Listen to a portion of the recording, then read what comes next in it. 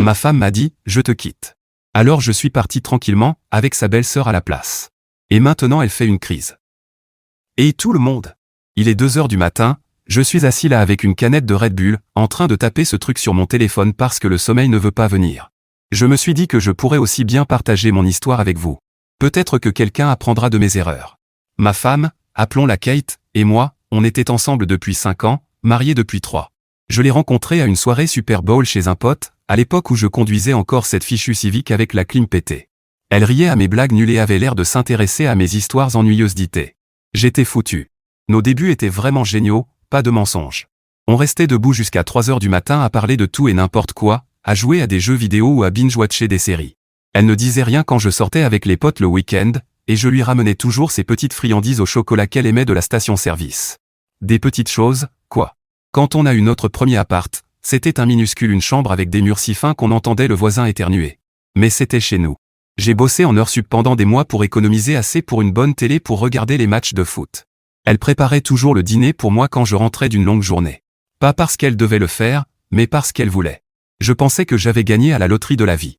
Kate était canonne, intelligente, travaillait comme hygiéniste dentaire, et semblait vraiment s'intéresser à moi, le mec moyen. Mes potes étaient méga jaloux. Même ma mère, qui déteste toutes les filles que je fréquente, approuvait Kate. Et ça, c'est quelque chose. On faisait des road trips improvisés le week-end. On choisissait juste une direction et on roulait. Une fois, on a fini dans un motel pourri rempli de punaises, mais on en rigolait encore. Enfin, on en riglait. Je lui ai demandé sa main après 2 ans, dans un restaurant japonais qu'elle adorait. Rien de fancy. Je me suis juste mis à genoux entre l'entrée et le plat principal. La bague n'était pas énorme, mais elle a pleuré quand même. De bonnes larmes.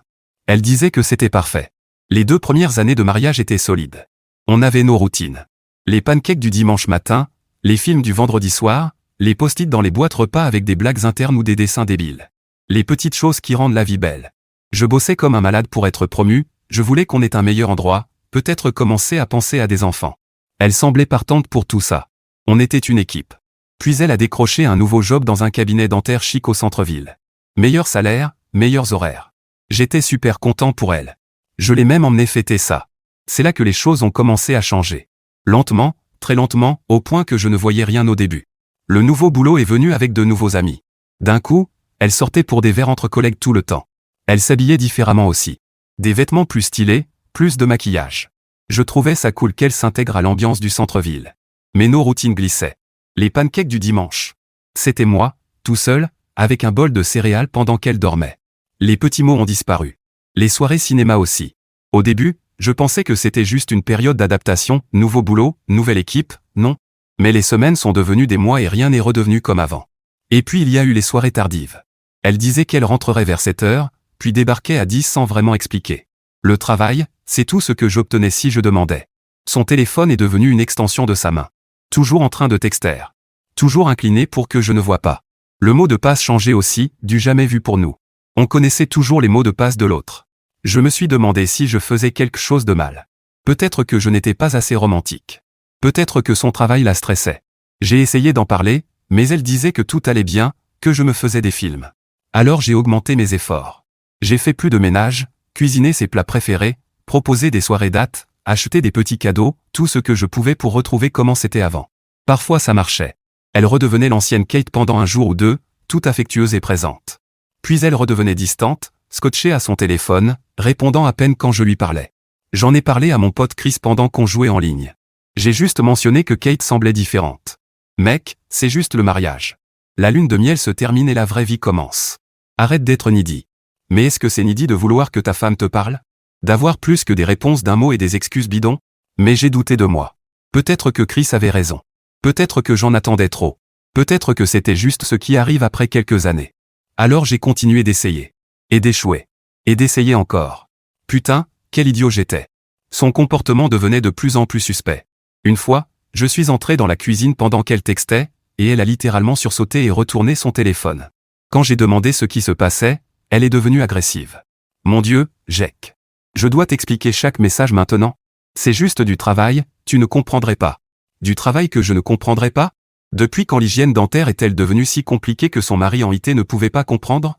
Mais au lieu de la confronter, je me suis excusé. Je me suis excusé pour avoir posé une simple question.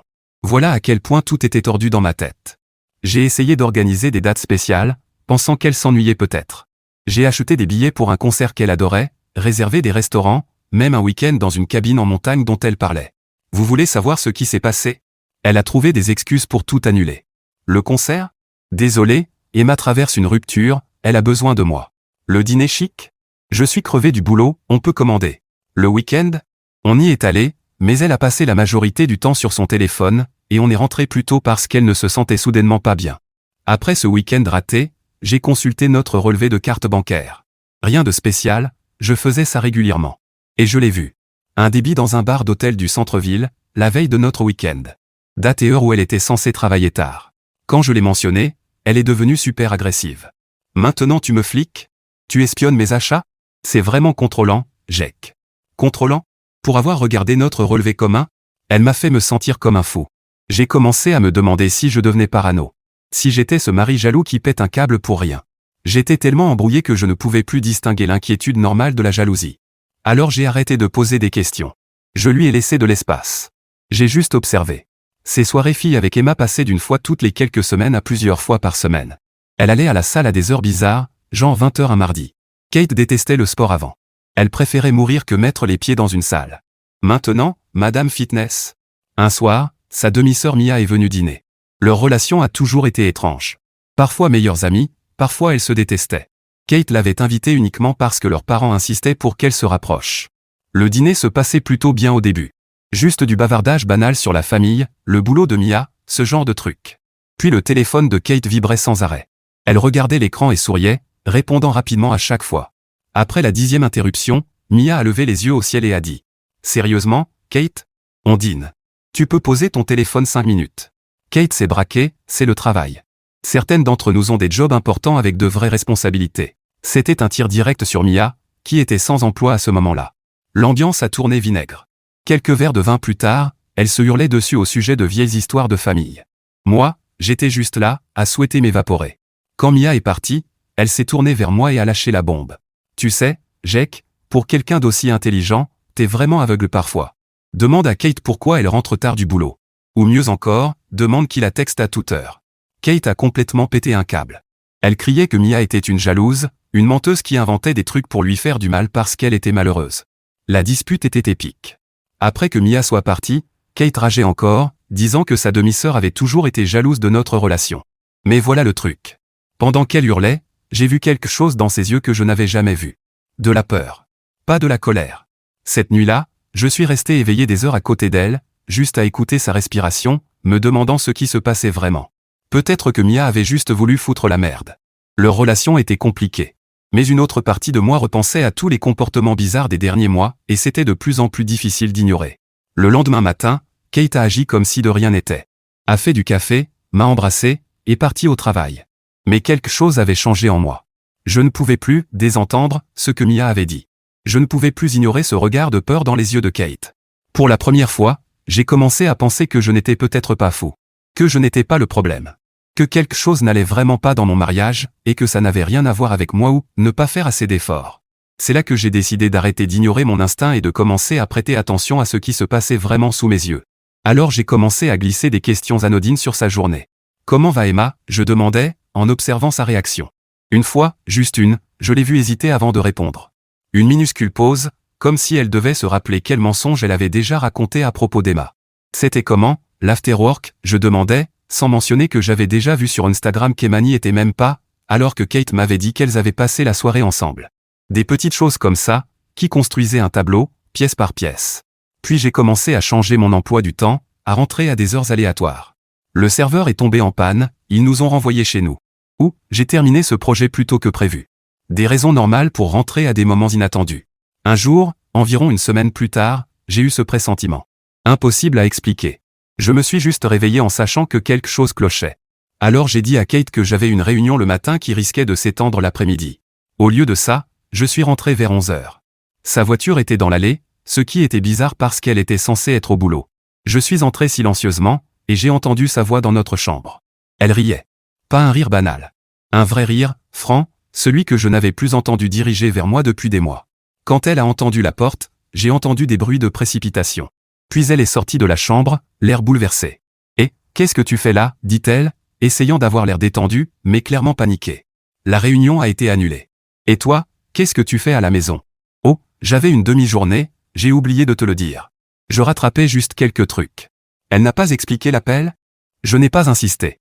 Ce soir-là, j'ai vérifié à nouveau notre relevé bancaire. Il y avait un paiement dans ce restaurant italien près de son bureau. Quand je l'ai mentionné en passant, elle s'est braquée. Oh, il y avait cette conférence dentaire. On est tous sortis boire un verre après. Je t'en ai pas parlé? Non. Elle n'en avait jamais parlé. Et j'ai vérifié plus tard, il n'y avait aucune conférence ce jour-là. Un autre mensonge.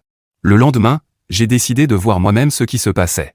Je lui ai dit que j'avais un déjeuner pro près de son bureau. Peut-être qu'on pourrait prendre un café après. Oh, j'aimerais bien mais je suis débordé aujourd'hui. Pas vraiment de pause déjeuner. J'ai dit que je comprenais. Puis à midi, je me suis garé en face du restaurant italien où elle avait déjà déjeuné, avec tout le cabinet. À 12h15, Kate est entrée. Mais elle n'était pas seule. Et ce n'était clairement pas tout le bureau. Juste un type. Grand, beau costume, cheveux impeccables. Il ne s'asseyait pas comme de simples collègues. Il lui a tiré la chaise. Il lui a touché le bas du dos quand elle s'est assise. Ils étaient proches, se penchaient l'un vers l'autre, riaient. Elle touchait son bras quand il disait quelque chose de drôle. J'ai eu l'impression qu'on m'avait donné un putain de coup de poing dans le ventre. J'ai dû me pencher dans ma voiture parce que je pensais que j'allais vomir. Tous et moi à me demander ce qui n'allait pas avec moi, pourquoi je n'étais pas assez, et elle était là, en train de déjeuner avec Ken le chirurgien dentaire en costume 3 pièces. J'avais envie de foncer dans le restaurant. Renverser leur table. Demander à ce type s'il savait qu'elle était mariée. Mais je suis resté là, serrant le volant si fort que mes doigts blanchissaient. J'ai pris des photos. Pas pour une confrontation dramatique. Je n'étais pas prêt. Mais parce que j'avais besoin de preuves. Besoin de me rappeler plus tard que je n'étais pas fou. Que je n'avais rien imaginé. Quand ils sont sortis 1 heure plus tard, il l'a serrée dans ses bras. Pas une accolade amicale rapide. Une étreinte lente, avec son visage dans ses cheveux. Puis elle a vérifié sa montre, remis son rouge à lèvres, et est retournée travailler comme si de rien n'était. Je suis resté 20 minutes dans ma voiture, juste à essayer de comprendre. Puis j'ai appelé Mia. Il faut qu'on parle. Pas au téléphone. On s'est retrouvés dans un café loin de tout, là où on n'avait aucune chance de croiser Kate. Mia avait l'air mal à l'aise en arrivant, comme si elle regrettait ce qu'elle avait dit ce soir-là au dîner. Je n'aurais pas dû le balancer comme ça, dit-elle immédiatement. C'était pas à moi de le faire, mais je pouvais plus te regarder te détruire alors que je savais ce qui se passait. Dis-moi tout, ai-je répondu. J'ai besoin d'entendre tout ça. Elle a soupiré. Il s'appelle Ethan. C'est un chirurgien oral hyper coté au cabinet. Il est là depuis 6 mois. Kate en parlait parfois, puis soudain elle a arrêté complètement. Ça m'a semblé étrange. Elle a repris une gorgée de café. Je les ai vus ensemble au centre commercial il y a quelques semaines, quand Kate m'avait dit qu'elle bossait tard. Ils ne m'ont pas vu. La façon dont ils étaient, ce n'était pas de l'amitié, Jake. C'était intime. J'ai hoché la tête, étrangement calme. Autre chose? Emma couvre pour elle, au moins une fois dont je suis sûr. Kate t'a dit qu'elle était avec Emma une nuit, mais cette même nuit, elle m'a appelé pour me demander si elle pouvait emprunter ma robe noire. Elle avait totalement oublié qu'elle était censée être avec Emma. On a parlé plus d'1 heure. À la fin, je n'étais même plus en colère. Juste vide. Comme si on m'avait creusé de l'intérieur. Qu'est-ce que tu vas faire? Demanda Mia. Je ne sais pas encore. Mais je ne la confronte pas sans plan. En rentrant, j'ai réalisé quelque chose, j'avais parlé 1 heure entière avec Mia, et c'était la conversation la plus honnête que j'avais eue depuis des mois. Rien que ça disait tout sur l'état de mon mariage. Quand je suis rentré, Kate était déjà là, en train de regarder une télé-réalité, comme si rien n'était arrivé. Comme si elle n'avait pas passé son déjeuner avec un autre homme quelques heures plus tôt. Comme si notre mariage n'était pas un mensonge ambulant. Hey, dit-elle, sans vraiment lever les yeux. C'était comment ta journée? J'ai presque ri tellement c'était absurde. Bien, j'ai répondu, puis je suis allé prendre une douche. Je suis resté sous l'eau chaude presque 1 heure, laissant l'eau calmer la rage qui grandissait en moi. Le lendemain matin, j'ai rencontré un avocat. Un type recommandé par un collègue passé par un divorce horrible. Il m'a tout expliqué, les documents à préparer, comment protéger mes finances, quoi dire et ne pas dire à Kate. Ne bougez pas de la maison, m'a-t-il averti. C'est l'erreur numéro 1. Et ne la confrontez pas avant que nous soyons prêts. Dès que vous le faites, ça devient une guerre. Elle va cacher des actifs, supprimer des preuves, bref, tout. J'ai suivi ses conseils. Je suis rentré chez moi, j'ai embrassé Kate comme d'habitude, j'ai regardé la télé à côté d'elle pendant qu'elle textait Ethan. Je savais qui était au bout du fil. Ça me rendait malade. J'ai fait semblant de ne pas remarquer quand elle allait téléphoner dans la salle de bain, haut de la douche en marche. Pendant ce temps, je documentais tout. Capture d'écran de notre relevé bancaire, avec les restaurants alors qu'elle travaillait tard. Note sur toutes ses absences inexpliquées. Photos d'elle et Ethan quand je pouvais en prendre sans me faire repérer. J'ai aussi commencé à séparer nos finances. Lentement, pour ne pas éveiller de soupçons. Pas tout, évidemment, sinon elle aurait compris. Juste assez pour ne pas me retrouver ruiné quand tout exploserait. Le plus dur, c'était de faire semblant. De prendre le petit déjeuner avec elle. De parler comme si de rien n'était. De prétendre que je ne savais pas que notre mariage était une blague cosmique. Je la regardais se préparer pour aller travailler, sachant parfaitement pour qui elle se préparait réellement, et je devais me retenir de dire quoi que ce soit. Pendant tout ce temps, je continuais de parler avec Mia. Au début, c'était juste pour suivre Kate et Ethan. Elle me disait quand Kate mentait sur sa localisation. Elle m'envoyait des publications où Kate avait été taguée dans des endroits qu'elle ne m'avait jamais mentionnés.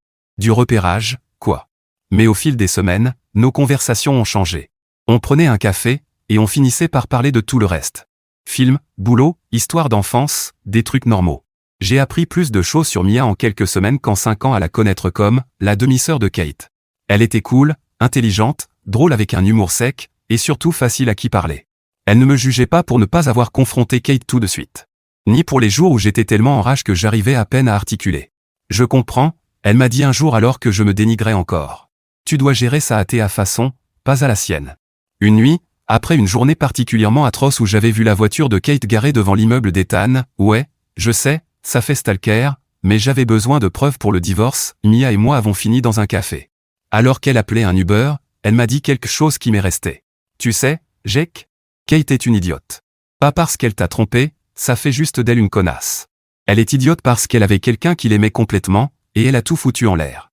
Tu sais à quel point c'est rare? L'Uber est arrivé avant que je puisse répondre. Mais ces mots sont restés. Le lendemain matin, j'ai appelé l'avocat et je lui ai dit de finaliser les papiers du divorce. J'en avais fini de jouer les détectives. Il ne me restait plus qu'à trouver le bon moment pour mettre fin à tout ça. Je voulais que Kate comprenne que je n'étais pas pris au dépourvu. Que je n'allais pas supplier. Je voulais qu'elle voie clairement ce qu'elle avait perdu. Le moment parfait est arrivé un jeudi, environ 3 semaines après le début de ma collecte de preuves. Kate est rentrée bizarrement joyeuse. Et j'avais appris que plus elle était joyeuse, plus le mensonge qui arrivait derrière était énorme. J'ai réservé une table pour nous demain soir, à Bellaes, dit-elle, parlant du restaurant italien où je l'avais vu avec Ethan.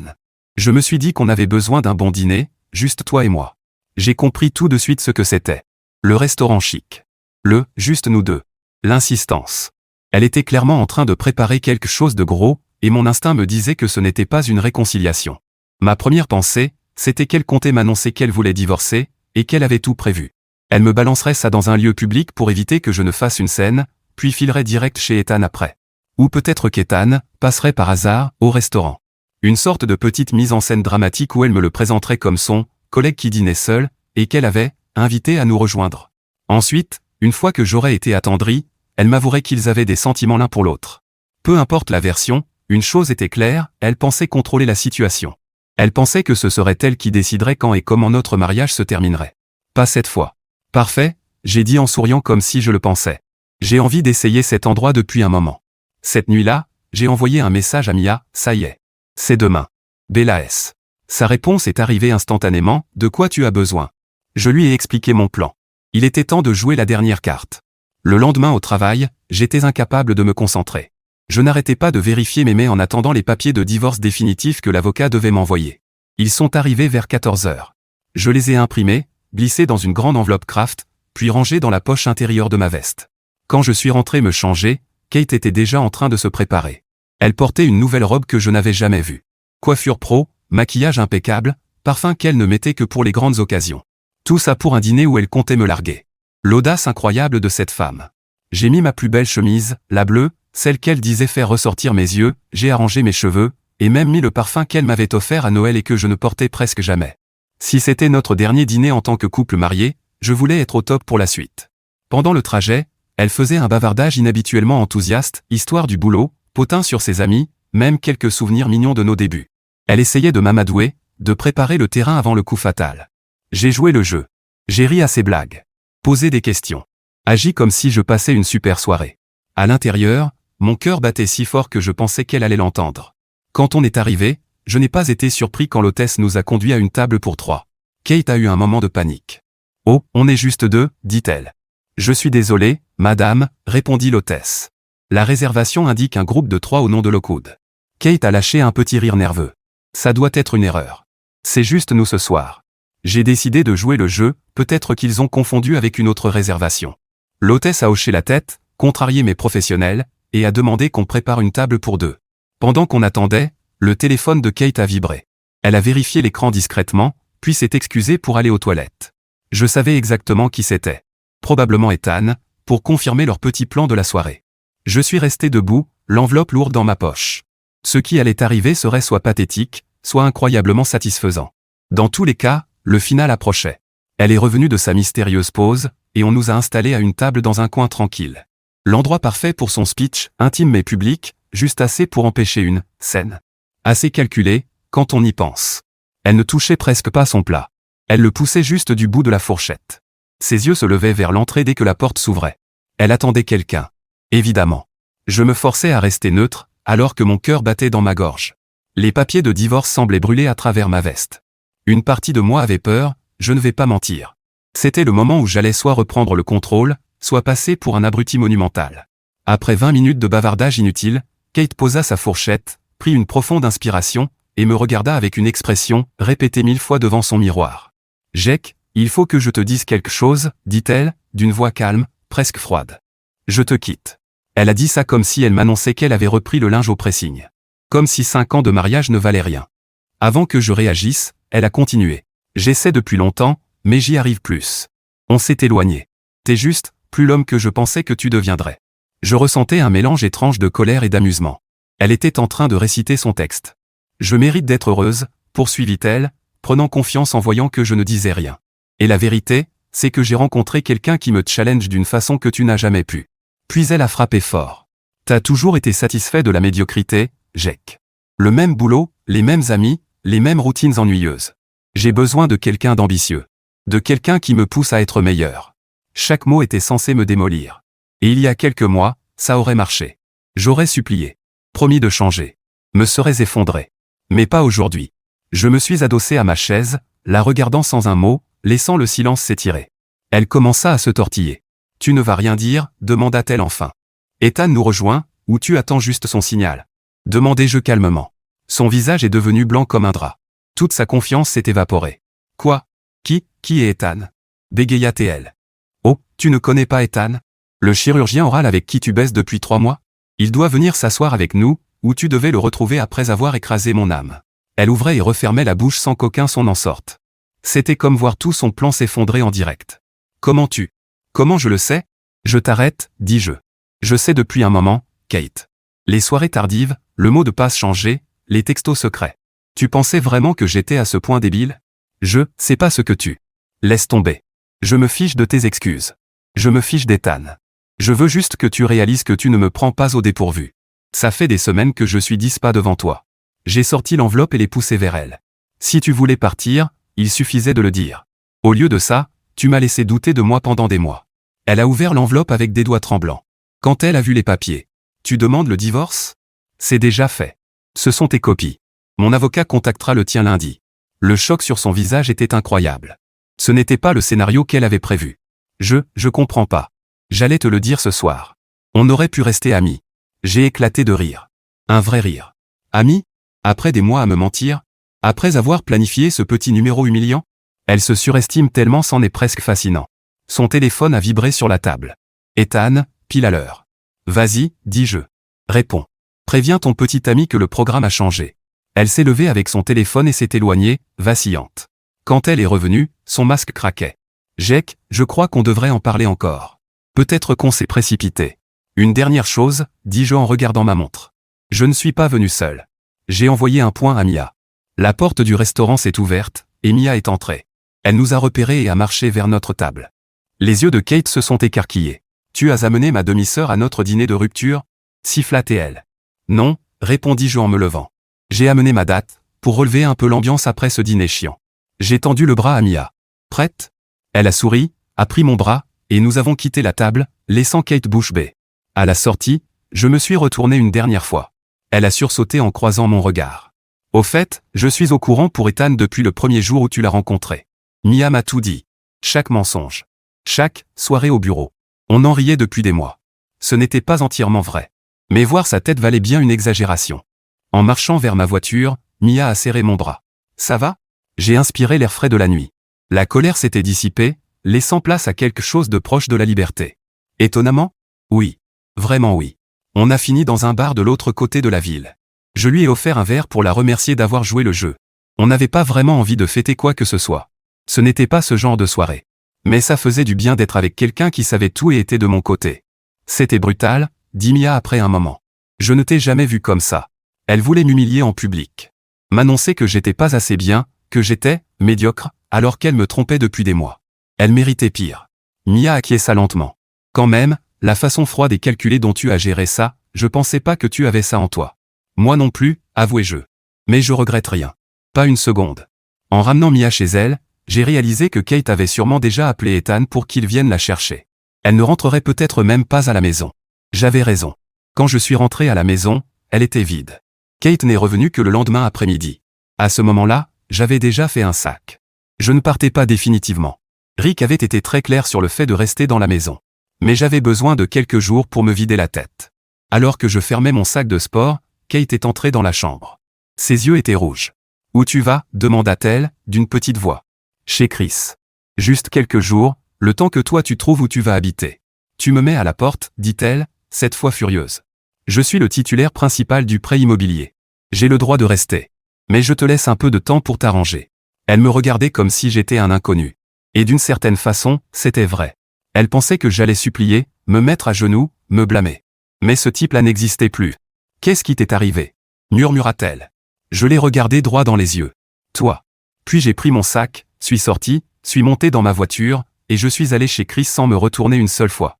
Je suis resté chez Chris une semaine. Je lui ai tout raconté, l'affaire, les papiers de divorce, la scène au restaurant. Il était impressionné, pas de mensonge.